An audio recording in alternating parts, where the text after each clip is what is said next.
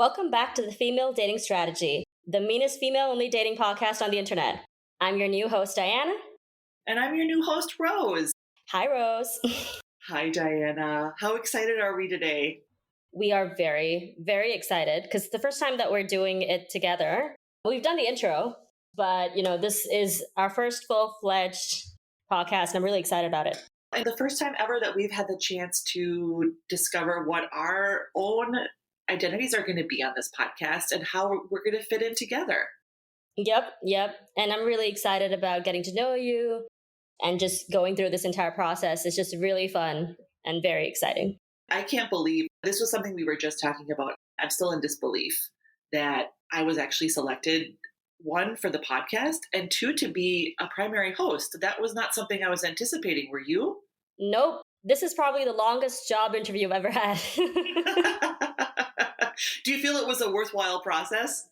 It definitely was. I think I was looking for a change in my life and just looking to assert myself in a new way, just really honor my voice and just talk about the issues that were important to me. And I think that FDS just gave me the platform that I was looking for. And it just was fortuitous timing. I love hearing that because I've had a lot of upheaval in the last, I would say, 2 years, year and a half, a lot of personal growth. And FDS has been instrumental in helping me sort of find a North Star and point my way towards it. And with the podcasting host responsibilities, it feels like, I really am going to be held accountable to myself. Am I going to walk the walk that I'm always talking? Yeah, for sure. How long have you been listening to FDS? Out of curiosity. Actually, it is literally the only podcast I listen to. I mean, if you go onto my Spotify, there is only one podcast, and it is FDS. I should amend that to say, I often will listen to Liz Lenz, who is a writer out of Iowa, who's phenomenal. But primarily, it's just been FDS. So from the days of Lilith, Ro, and Savannah, I hope we are honoring their legacy because when I tell you I did so much cooking and cleaning while listening to them and just going, yeah, oh, that's right, under my breath, right? Just I was like a little Greek chorus listening to them. And they're funny and they're insightful and they're just find them so inspiring. And so these are some really mighty footsteps to be following in. But I have the hopes that you and I are more than equal to the task, Diana. Mm-hmm. I agree. I definitely feel like I'm walking in with the full confidence that we will do our very best. And we'll make sure that this is a podcast that definitely offers valuable insight, because I think that that's definitely what I needed at that time when I started listening to FDS. And just also, everyone who was on the Reddit group, they were so hysterically hilarious that hearing the women who are behind it and then actually having them speak on a podcast, I think it just gave the validation I needed. Absolutely. And another dimension, right? There's something that we get from reading and writing, and there's also something we get from listening. And so this is just the total package. They've really assembled a powerhouse of a brand, I guess you could say. It's a strategy. These are tools. These are techniques. This is not a cult. This is not an ideology. These are simply learned experiences, lived experiences that we have amassed from across the globe thanks to social media. And we put the dots together. We've really started to put the dots together, and we've decided, listen, all of the other techniques we've tried, sexual liberation, second wave of feminism, pornography and OnlyFans, et cetera, it doesn't seem to be working very well for the majority of women. And so from all of this data that we've accrued, we've decided we need a new strategy. And I really hope that this continues to be a place where women can come and hear truths that may be hard to hear, but that are so important for their health, their safety, and their future joy. Definitely. And I also think that, Ro and Savannah have done such an excellent job with the new hosts as well, because we just have such a variety of perspectives. We just come from really different places. And if anything, it's just convinced me that our aims are aligned and the things that we're going through are really similar. It really doesn't matter what part of the world you're in. Misogyny, patriarchy, it affects all of us. I think we all grow up in a culture that tells us that our needs are just not as important. And it takes a lot of unlearning to actually assert yourself and be like, hey, you know what? I deserve better. I want to ask for more for my life, and I shouldn't be made to feel guilty to do that. I couldn't agree more. I want to use the word you just mentioned, unlearning, to pivot into what we're going to discuss today, which is female friendships. Yep. Unlearning, I think, is so important when it comes to female friendships because I think so much of what we're taught is a distorted and a twisted version of friendship that's contingent on patriarchal approval. How do we unlearn that? And then how do we pivot into a healthier, more flourishing kind of friendship? Let's go into it. Well, I think we first need to talk about the state of the union as it is right now. And I think that, for a lot of people, they're kind of taught to value their friendships as a secondary thing. I think in the hierarchy of relationships, it goes probably family, romantic relationship, and then friends. And so a lot of women are groomed with this understanding that friendships are just very transient. They aren't actually that important or essential for your well-being. But reality and like what you're taught are two different things. The reality is that a lot of women in relationships stand alone, and they're actually very reliant on their communities, which often include a lot of other women, in order to survive. When we look down on those relationships and we don't actually value the relationships that other women have in our lives, it actually leaves us a lot more isolated. Which is the ultimate danger in being a woman, is it not? Yeah, definitely. I think one aspect of it is to avoid isolation. And the other aspect of it is that we have to not buy into a scarcity mindset with any of our relationships. And that includes not just like your romantic ones, but your friendship as well. That's been a tough one for me because, in my life, I have often, let me just say, I've never lacked for female friendships. That has been a constant in my life. It's been such a source of love and continuity and just having stability. On the flip side of that is that I've had so many awful friendships because those have been the primary means of me receiving validation, being heard, being a part of something, belonging to something, right? And as social animals, we literally die if we don't belong somewhere. It is a primal instinct of ours. And if it is not satisfied, we will go to sometimes fatal lengths to see it satisfied. Yep. And we're social creatures at the end of the day. We do need each other for survival. I kind of relate to you in that I've never starved for female friendships, but I think it took me a really long time to actually learn how to make good friends or how to let go of bad ones. How to let go of bad ones. I think, as I went along, I did take in and learned and grew my skills as far as being a good friend and looking for those kind of friends. But what I really struggled with was letting go of older friendships because I thought there was somehow a badge of honor. Oh, we've been friends for 25 years. We've been friends for 15 years. But you know what? If they're an addict and a liar and a hermit, is it actually a friendship that's worth bragging about? Is it a friendship that's even worth having at a certain point? Mm-hmm. And that's where I really struggled because you know what? To a certain extent, you had to betray me so profoundly in order for me to let go of this iron grip that I had on our friendship. Yep. And this has happened, on multiple occasions with people who I swore were my soulmates. They were my sisters from other misters or my brothers from another mother. And it had to be a very profound betrayal for me to accept that it was time to move on. And so what I've been trying to learn now is how can I see the signs and honor them before it gets to that awful point? Mm-hmm. Because I'm just traumatizing myself at that point. Right. And that's the last thing I want, because I want it to understand and honor that my friendship is so valuable that others will continue to take from it, even if they don't value me as a person. Mm-hmm. And so if I allow that to be dishonored and disvalued, then going forward, I'm not able to bring the fullness of myself to those who are worthy of it. Totally. It's really hard, I think, to let go of old friendships. I think part of it is also just that the longer you've been with someone, it's kind of like any other kind of relationship where you kind of fixate on the good at the expense of the bad. And I think a lot of people place a lot of store by how long a relationship is as opposed to how good a relationship is. And this is even in dating, right? Like whenever you hear about like a successful marriage, you're like, oh, the two of them have been together for like 50 years. But also the relationship is like shit. So what's the point? I don't want to be spending 50 years of my life with a guy who's a total scrote. And I don't want to spend, decades of my life with women who don't champion me and don't challenge me and don't want the best for me. Absolutely. And I think I first learned of this term from Reddit, the sunk cost fallacy. Is that not what we're discussing right now? Like the fact that... Yes. Right? It's actually an economic principle. I think they teach it in to econ majors. But In case the listeners don't know what we're talking about, would you like to give a explanation for the sunk cost fallacy? Well, I'm no economist, but yes, I would love to, Diana. I mean, from what I understand, the sunk cost fallacy is because I put X amount of time, energy, sweat into this situation or this person, I may as well keep going. Because if I cut and run now, I will have lost all of that time and investment. Exactly. And it's what keeps people trapped in bad situations. As well as friendship. As well as business. So, yeah, right.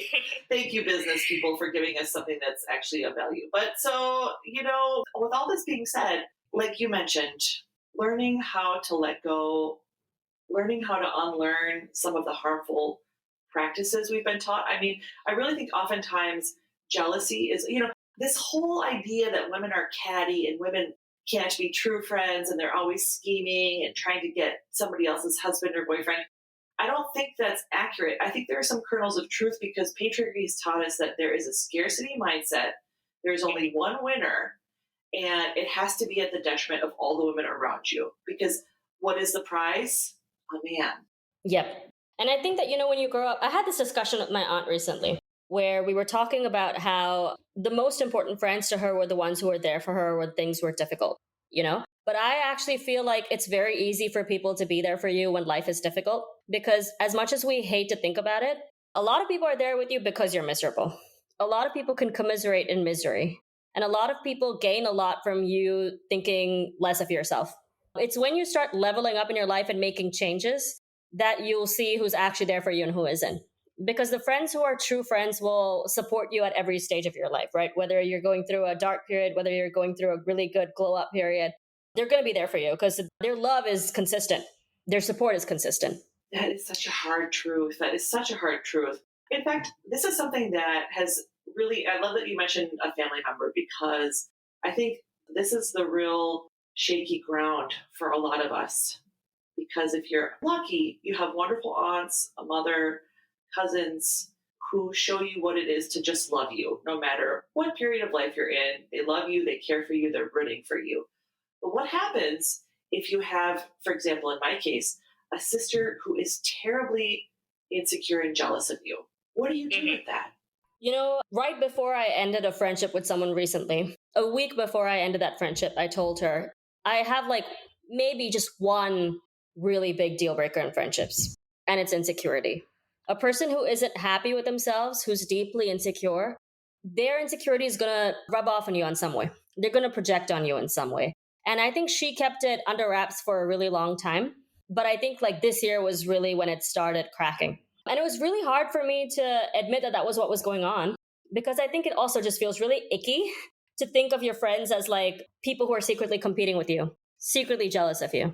I mean, it kind of feels very arrogant or very oh, who the hell do I think I am? Oh, my friends are so jealous of me. But it's really hard to admit. It's really hard to admit that someone that you really love, someone who's near and dear to you, might actually be jealous of you and are acting just acting in a way that's very self-sabotaging.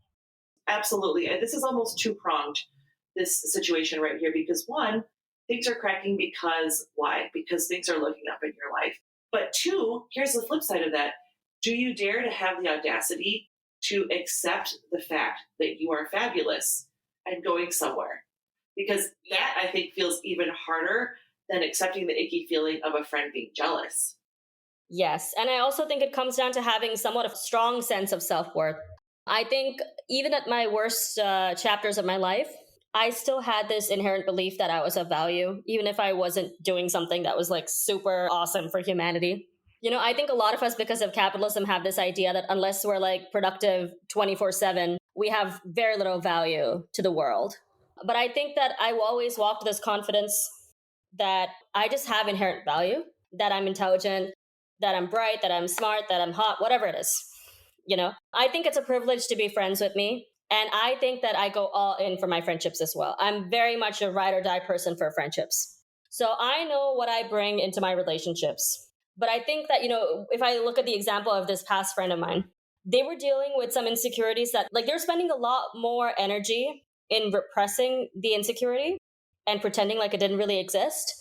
than to actually work on those insecurities and reach a place where they felt comfortable with themselves and where they acknowledge that, hey, you know what? I may have my stupid moments, but I'm actually quite bright. I think they spent a lot more time pretending it didn't exist. And so a lot of their feelings of resentment and animosity towards me as my life started taking off was like just a reluctance to look in the mirror. Because really, I don't think that they were unhappy that I was doing well. I think they were just unhappy with their own selves and projecting that on me because they were like, well, how does she get to be so confident and I don't? Without realizing it took a lot of work for me to get to that point. I think this idea of being clear sighted, it's so simple. And I think that is what we humans struggle with the most. I think the simple is where we're like, no, it has to be complicated. It has to be profound and nuanced and complex and sophisticated. There's no way that the answer is as simple as looking in the mirror, right? That almost feels like it's a cheat. But I really think when it comes to the human psyche, a lot of what it boils down to is the simplest premise: looking in the mirror, being honest with oneself, accepting that we are human. And if we're not able to really look at those base levels of human awareness, of self-reflection, I think that's where it really impedes our ability to be a friend and to find the friends that are going to do what you mentioned before: uplift us, root for us, be there for the banal as well as for the brilliant. Yep. And I think that, the kinds of red flags that we tell women to look out for in their romantic relationships are very applicable to friendships as well. Don't attach yourself to an insecure man because he's going to try to derive his sense of self-worth from you. And when you start succeeding, he's going to find ways to pull you down. This is very true in friendship as well. I think a lot of us try to be very forgiving. We're like, oh yeah, everyone has insecurities. Everyone doesn't feel great. Blah. But there's a difference between feeling off a few days as opposed to that being like a state of being. Like this person is perpetually miserable, always insecure, always creating drama out of nothing. Those are red flags, right? For me, there's like a lot of deal breakers that I have now in friendships where the second I see that, I'm like, okay, yeah, I can't do that. I think that's so important. Let's hop onto that, because what we were talking about right before we started was how are friendships important to our lives? It is just as essential in our leveling up journey that our friendships be solid, if not spectacular, in order for us to progress in the ways we want to progress. And it is this principle of leveling up on all levels in every aspect of your life. I would argue that friendship is even more important than romantic love, because if you are in a situation where you are with a scrote, you're married to him, you have children with him, you've been dating him for 8 years, you're still waiting for the ring. If you do not have at least one or two wonderful girlfriends to be the strength and the shoulder that you need to lean on in order to extricate yourself, you never will. And so this idea that, what did you say in the message thread? You were saying we are the sum total of the 5 people closest to us. Yeah, we are like the sum total of the 5 closest people to us. And also, when you think about that, it's also that every single person in your life is really a mirror of your own personal values. You're friends with them for a certain reason, besides just length of time. Also, I think sometimes it can be a red flag if all of your friends are people you've known since childhood, because what that's telling me is you haven't really evolved that much. You've stayed in the comfortable. Getting to know new people takes a risk. It doesn't mean that it's always going to work out and that you're going to have like a new BFF. But I think that choosing to be vulnerable, choosing to form new friendships, whatever it is, it's going to take a lot of risk. And a lot of people don't want to do that. So a lot of people stay in this really comfortable space where they just stay with friends that they've known since kindergarten and they don't evolve because those people are stuck in time. Oh, that's such a good point. I mean, there's the comfort, there's also the familiarity, and there's the safety, because I think the risk is something that we're risk averse. We've had to be. I mean, it's inbred over millennia to avoid risks. It's why we're alive, right? It's how our ancestors stayed alive long enough for us to come into existence. And I just wanted to bring up like another point. When we talk about leveling up to our audience, like it's not going to be like a Princess Diaries movie with a fun makeover and a cute song. Leveling up is deeply uncomfortable if you've been on the wrong path for a really long time. It requires a lot of breaking of patterns, a lot of letting go of relationships, a lot of just stopping the things that are self-destructive. And that's never comfortable because a lot of those things are coping mechanisms that you've done to survive. And in order to thrive, you're going to have to let go of those things that don't work for you. Oh boy, that's been my journey. I would argue in the last, since I was fortunate enough to find a wonderful therapist who was affordable, which in the United States is a privilege, right? It's not guaranteed. And my heart goes out to people who don't simply have the access to a one simple relationship. Because here's the thing with my friendships, let me just be honest and forthright. I'm a very friendly person. I'm from the Midwest. It's a whole thing here, being Midwest nice. And one of the things that FDS has really helped point out to me is how strategic use of ruthlessness or meanness is required in being a woman in this world. And that is also what my therapist taught me. And that might surprise people who don't have experience with therapists, a good therapist, because my therapist was able to point out to me I was being walked all over. I was being, a people pleaser, and what do you call somebody who you step all over? A doormat. I was being an absolute doormat. And it was bringing me down on every single level of my life. And she just couldn't understand. She's like, "You're such a wonderful person, Rose." Thank you, therapist, by the way, for being so affirming. She's like, "You're such a wonderful person. You're this, you're that. There are some things that you're so exceptional in. And I do not understand how you cannot value yourself and how you allow your sister, your father, your brothers, your friends to act like you don't have any value. Where is your self-respect?" And that is what I like about therapists, because this neutrality means, unlike a friend who is supposed to either be on your side or is a backstabber, they will absolutely tell you exactly what you don't want to hear because it's what you've been hiding from, right? You're like, why can't it go? Why isn't this going right in my life? When is it going to be my turn? Like, I've done everything right. I've checked off all the boxes. I've been the good, obedient little girl turned, professional businesswoman. And yet I am so deeply unhappy with my life. Where did I go wrong? Well, my therapist ended up pointing out it was in my people pleasing. It was in the fact that I would not, and I refused to recuse myself from the lives of people who could really care less about me, but who only cared about what they could extract from me, what they could take. And I think this is very common across the board for women because we are taught that in order to be of worth, of value, we have to be givers. We have to be the ones who make sure that the meetups happen, that the birthday celebrations go on, that Christmas is magical every year, right? We are required to do so many things in order to fill these quotas in order to be considered a good woman. And that is to our detriment because, like you say, Diana, and that intersects in a very poisonous way with capitalism. You have to be productive. You have to show your worth through productivity and sweat and sacrifice. And, there are various Native American tribes here in North America where I've read, they say things like, we are meant to be beautiful and alive like nature is beautiful and alive. We're not meant to do anything other than live. And so I know that is so radical for so many who are in this like capitalist hellscape of neoliberalism. And I think it's very radical, which is something that I love about FDS as well. This radical belief that you are simply enough because you're breathing. That's it. Yep. I always tell myself now, like, don't wait to celebrate yourself. Like, don't wait to have other people to celebrate yourself. You should enjoy your life, whether there are people around or not. I think a lot of us associate being nice with being kind, and it's not the same. Don't get me started on this, Diana, because I'm such a proponent of kindness, and I absolutely detest niceness. Niceness to me, it's anemic.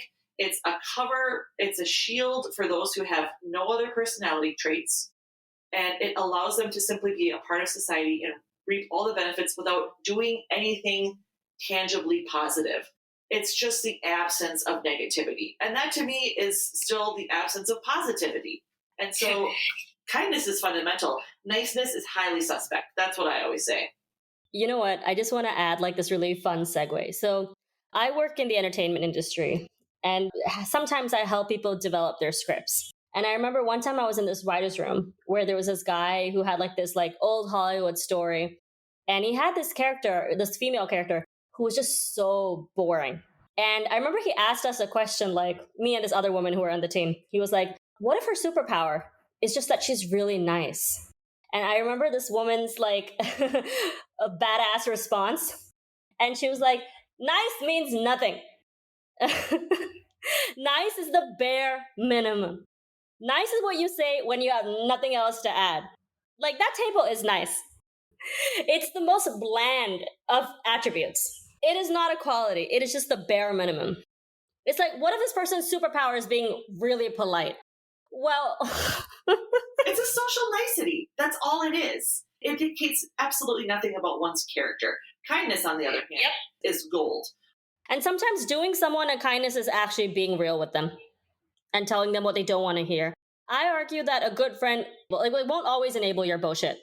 I think sometimes we're really nice to other people to avoid dealing with ourselves as well. I certainly feel like in the past, I would know that I had all this like shit to attend to get my life in order. And I'd procrastinate on it. And the way I would do that, besides like cleaning my house for like the 10th time or like baking something that I didn't need to bake or just starting a project that was totally unnecessary, was I would throw myself all into my friendships and try to help my friends reach their goals. And then I would have like this weird level of animosity for them when they weren't like kissing the ground and being grateful that I was helping them with something that they didn't even really ask for help with. And like, that's when I had to call myself out because I was like, yeah, you're helping them in the hopes that they will praise you for it. But it's actually a way for you to avoid dealing with your own shit because you got shit to be dealing with yourself, And so sometimes you have to ask yourself, are you helping them because they asked? Or are you helping them because you're trying to avoid dealing with bullshit on your own? That's some real talk. And that also has to deal with risk because it can be a risk to say something out of kindness, out of love to someone who might be doing something harmful because you very well could lose that friendship. Like if somebody's with, I've lost various friendships because I've often been the truth teller.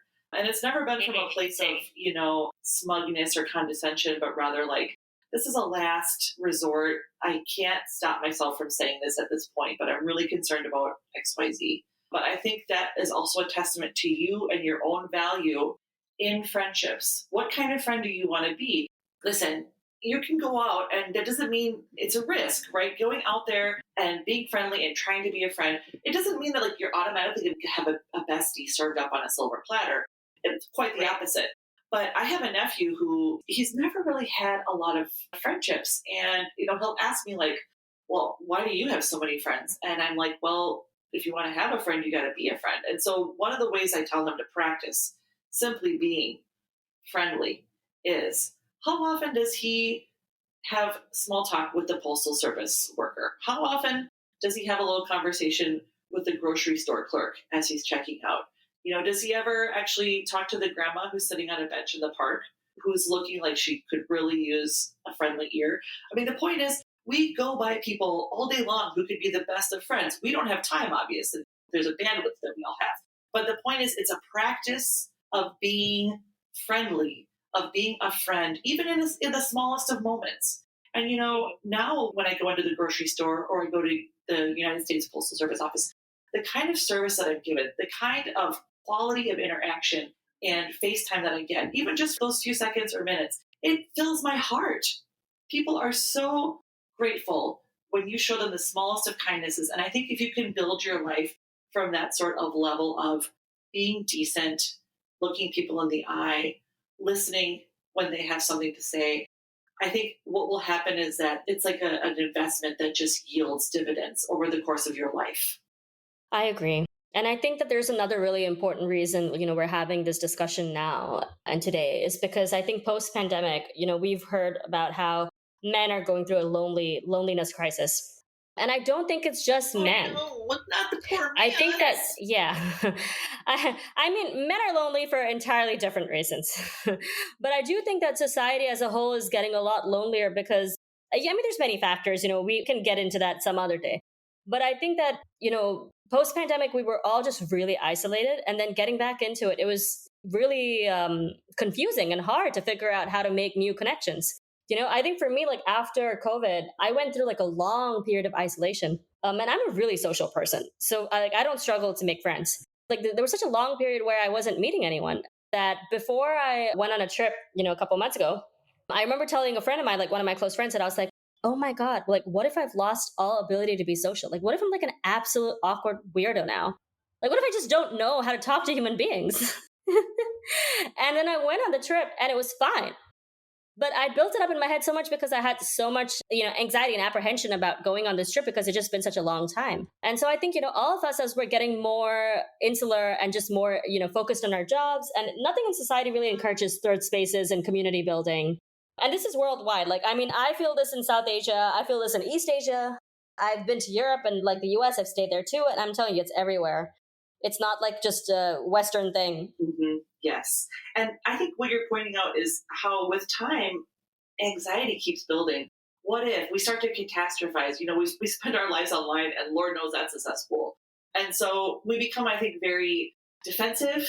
We become closed off. We are trying to avert any and all disaster. But that also means that you're cutting yourself off from all human communication and human connection. And so I think to our listeners who are struggling with this, and I know for women especially, this can be hard because we are the ones who get murdered, right? We are the ones who are assaulted, and we are the ones who are most at risk in society.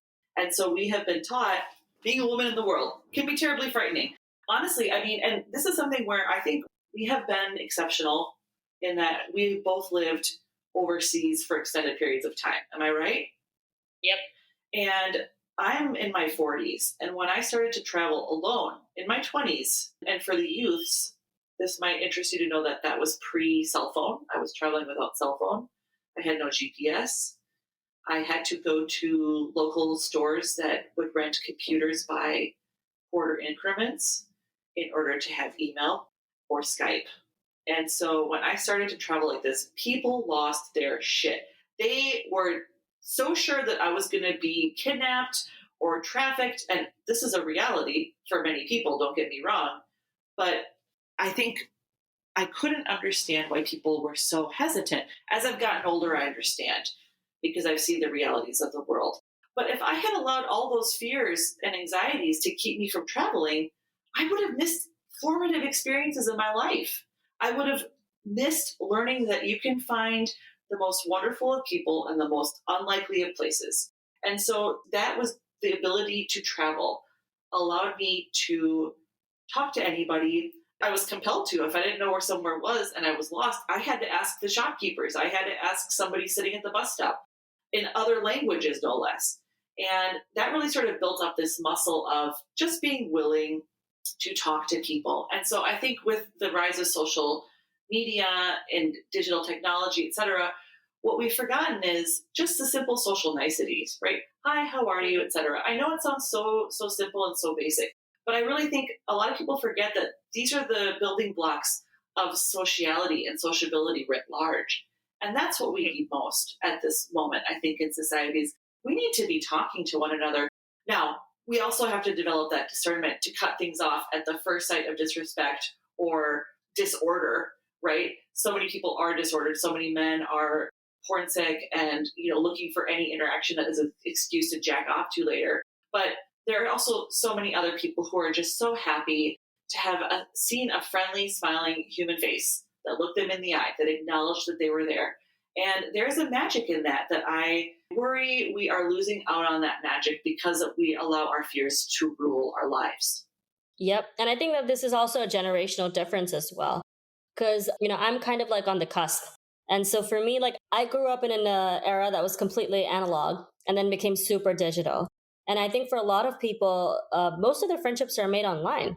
I think especially for Gen Z, they're starting to form a lot of community online. And I think that is affecting how they meet in person. Like, I don't think it's enough to just connect with people online. As awesome as FDS was and as awesome as it was to read all these stories on Reddit that like affirmed the experiences I had dating, it can never substitute in-person connection. And I think that was what I was really missing in my life. And so when I, took my trips and when I traveled, I found that, and also I found it really difficult to find friends in my own hometown because the values were just different. And that's because I was raised really differently. And so like most of the people here didn't have the kind of upbringing or the kind of lifestyle I had. So it was really hard to find people who had very similar values. And I had to get out of my country in order to like find those people. But I think that I'm so glad I took that risk because I did find those people and now I have people everywhere. May I ask, how was your upbringing different from the locals? So, I didn't go to like a traditional South Asian school. I didn't study. Like, I'm trying to be very careful because I don't want to give away too much because it might identify me more. But let's just say that my cultural upbringing wasn't native to the people around me. Like the way that they went to school, the kind of family structure they had, the kinds of friends they made, the kinds of value system they were raised with, like it was very, very South Asian. And I think I grew up in a very American environment. Like was surrounded by Americans. My family was filled with people who were like all these like mixed experiences, just a lot of connections abroad. And so for me, it was really difficult to relate to like the average person in my country because most people don't leave. Like the way I would describe it is like if you came from like a really small town in the Midwest, and like nobody in your hometown ever left.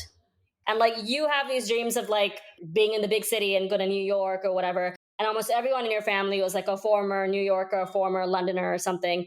You'd feel really different from the people who grew up from like a random part of the Midwest. So it's kind of like that. So you had a more cosmopolitan upbringing? Would that be correct? Yes, for sure. I'm curious. And I think it definitely affected my value system. I'm curious to ask, and please cut this short if this is inappropriate or stereotypical, because from what I understand about Southeast Asia, there's a caste system. Is there not? Yes. So were you brought up essentially outside and beyond of the caste system? No. So I occupy like the upper echelon of the caste system. It's caste and class are very intertwined. Let me put it that way. So you can belong to a certain caste and have a really poor upbringing, but then because of your caste, you still hold a lot of power. Like the upper echelon of the caste system, the ones who live abroad and the ones who have like, an absolutely foreign upbringing, they're not able to connect to the rest of the country at all because that's not the way that most people live their lives. Like, for example, I grew up in an American Protestant environment. That was not the norm. Yes. Wow. Interesting. I'm not here going to sit over here and pretend I'm not from a privileged group because I'm actually from a very privileged group. But I think that belonging to that privileged group actually put me at odds with the vast majority of the country. Well, that is so interesting because I find, like you say, there's caste, there's class, there's privilege, and there's the flip side to privilege, especially I would argue if you are a woman, even more so if you are a Black or brown or Indigenous woman, right? I mean, there are all these different levels of intersection, but I would argue that education is often this sort of double-edged sword for women because how long have we had access to education, right? Some can measure in single-digit years. Here in the U.S., I would argue maybe 120 years, maybe 150. And please, listeners, if you have a better historical understanding of this country than I, please feel free to correct me lovingly. And so I wasn't even a small town girl. I was a country girl. Our nearest neighbors were kilometers away, and they were all farmers. And the closest small town where I went to school was just about 8 kilometers, 12 miles from our home. And that's, to this day, is a town of 783 people. So I'm coming from the heartland farm cornfields. And I've always been a voracious reader. And I had such wonderful librarians. Shout out to all the librarians of the world, and especially with all the shit they're dealing with in the US these days with like banning books and whatnot. Oh my God, Weimar Germany, part 2. But these librarians were so wonderful to me. They never made me pay back all the late fees and fines that I accrued because it was very difficult for me to get to the library. It was very difficult for me to return books on time because I would have to beg and wheedle and plead and scheme in order to get to the library because it wasn't down the block. It was literally down, country mile roads in the middle of winter. So oftentimes I would have late fees. They always let them slide. They would suggest books. We formed our own sort of book club. And very quickly I realized the interests I had, the language I used, it was not how others talked and spoke and thought, or even speak or think to this day in those areas. And so education to me was both liberatory and a bit of a solitude endeavor. Yeah, I definitely think that was a value that my family had as well. Like I mentioned, I'm from like a Hindu majority country, and my parents were raised in that environment as well. But I think they just wanted better for me and they wanted me to have really good education. And so that was always their focus. But as a result, I grew up around a lot of WASPs, which is not exactly the norm for people from my background in my country, And so, it definitely gave me a leg up in life. I'm not going to be like it didn't, but at a price. And the price was that it really isolated me from my culture and it made it very difficult for me to be able to relate to like the average person in my country. And I mean, I can't say that anyone can relate to the average person in the country because it's such a diverse country. But it just like, it already put me at great odds with other people because I didn't have a similar background to them at all. I think this is such a fascinating glimpse into your life, Diana. Thank you for being willing to give us a little bit of that information. I've never heard of such an experience in Southeast Asia, so I'm just absolutely fascinated. I've heard a lot more about the immigrant experience, etc., but to have that within the confines of the boundaries of your country, how interesting. It was the reverse immigrant experience. Instead of me being the only brown person in a white country, there were white people in my country. That is so interesting. But so you might feel like this is not applicable to our listeners, and maybe mine is also not applicable to our listeners in that it was such a small slice of a life. But I think we can extrapolate these themes of being surrounded by people who maybe have different values, especially if we're looking for Yes. with other women. I will say that, in my upbringing, because I grew up in a really international community, everyone was really different from each other. I grew up with like Korean people, Japanese people, Thai people, like a lot of different kinds of Asians, a lot of different kinds of Western societies, like, Canadians, British people, Irish, Americans. So I kind of had the full spectrum. We had people from like the Caribbean, like Nigeria, South Africa, Zimbabwe. So I must have met like every kind of person possible. So my upbringing was just extremely diverse. I'm a little jealous, I gotta say. Mine was the opposite. Mine was like all descendants of Swedes and Germans and Norwegians, and they were all farmers. Well, you know what? I wouldn't have minded the farms. But I mean, a good thing about growing in that kind of environment is that you kind of learn that people have really different cultural values and that the way that they express their opinions and the way they handle conflict is very different. And so because I grew up with a lot of these kinds of people, I learned really early on that conflict isn't something you should shy away from and that you can do it in a really civilized, really patient, and really respectful way. And then when I got to college in the States, the only culture shock I really experienced was how reluctant people were to get into it. Like, people always treated it like if you had one fight, everything is over, the friendship's over. Like, nobody ever wanted to like sit and talk through things and be like, hey, it really hurt my feelings when you did X, Y, and Z. Nobody ever want to do that. People are like, oh, we had one fight, it's done.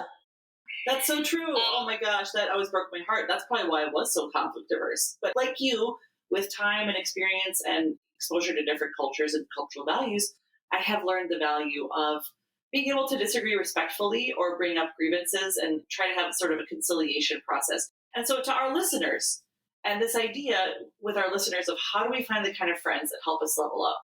Diana, what have we learned from our lives?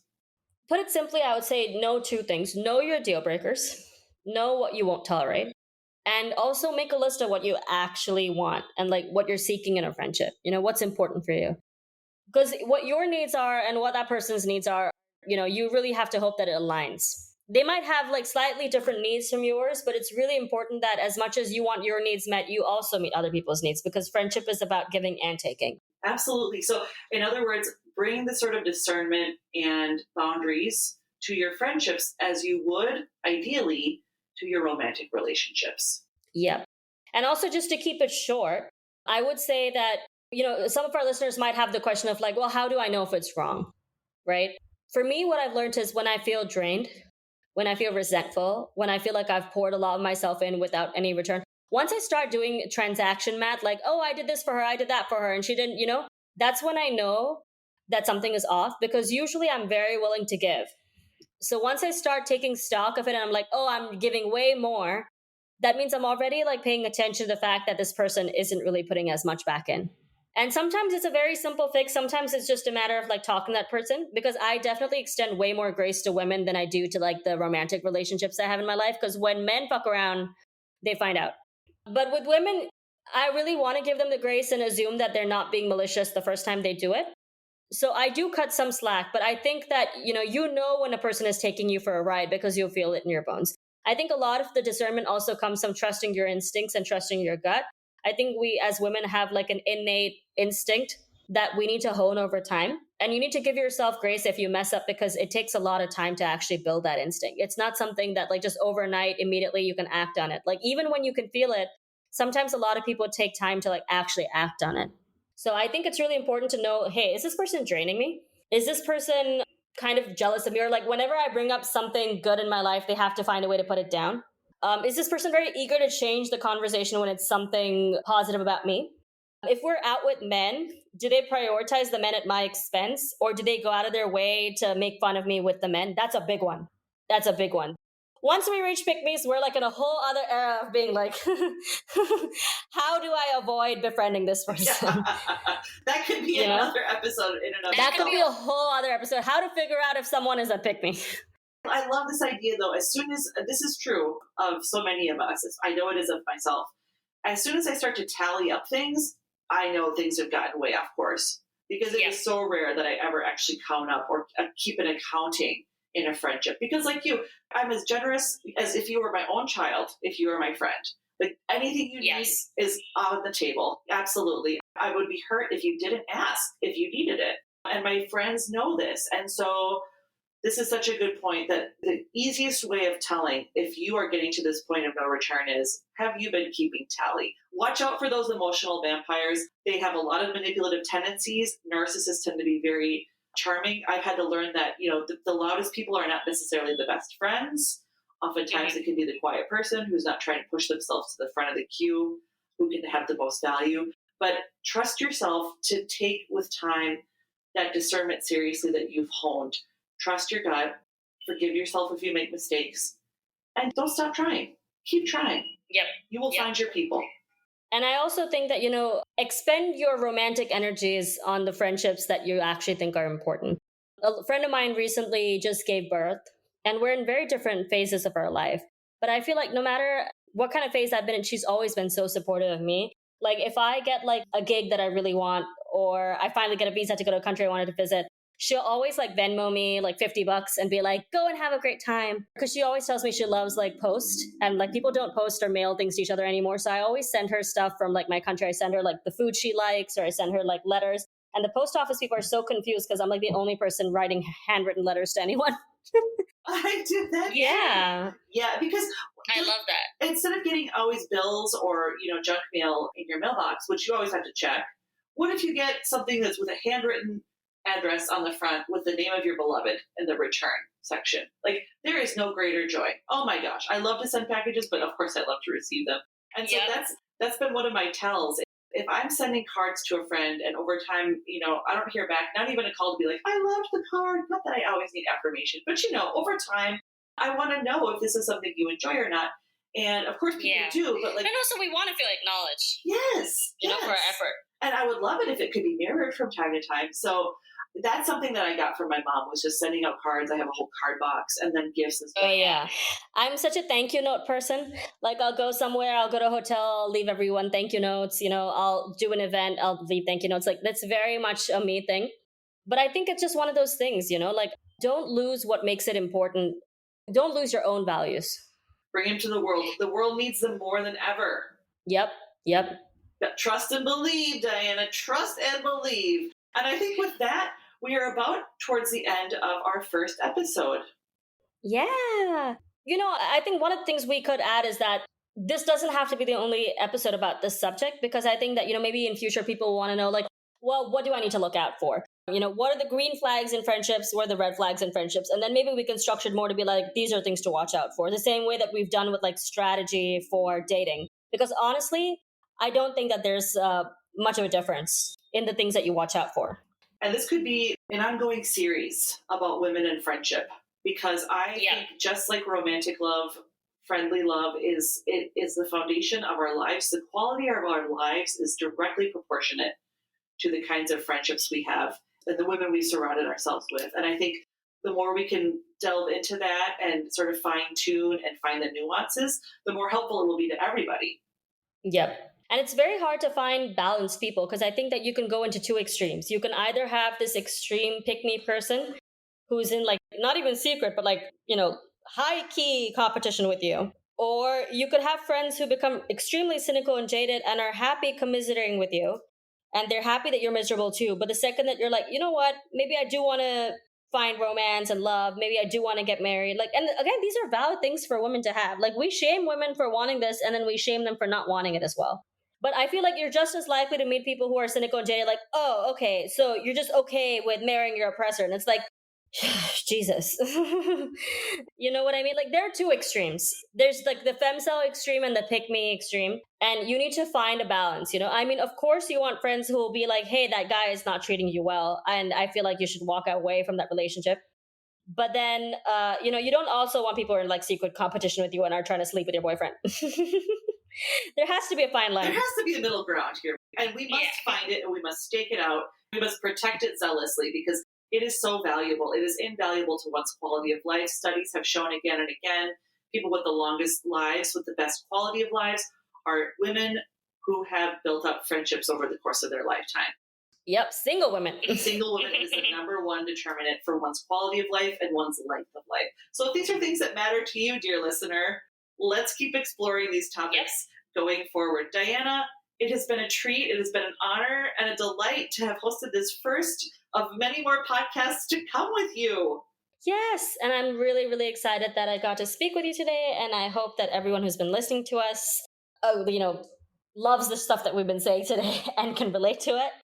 And yeah, I mean, our future hope is that you continue to level up and make the kinds of relationships and friendships in your life that are going to add real meaningful value to your life. And this is as true for me, myself, and I as it is for my hopes for the listener. We're all on this together.